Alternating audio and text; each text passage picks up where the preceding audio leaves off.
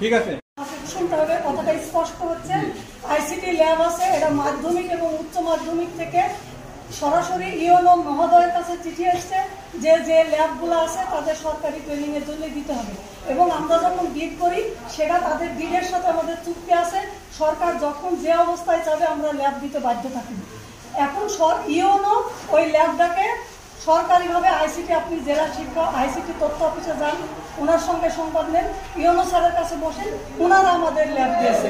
এবং ল্যাব দিয়েছে বলে আমি ওনাদের সঙ্গে বসে, আমার শিক্ষকের সঙ্গে বসে সমন্বয় করে ক্লাসের ব্যবস্থা করেছি। আমি দিতে চাইনি ল্যাব।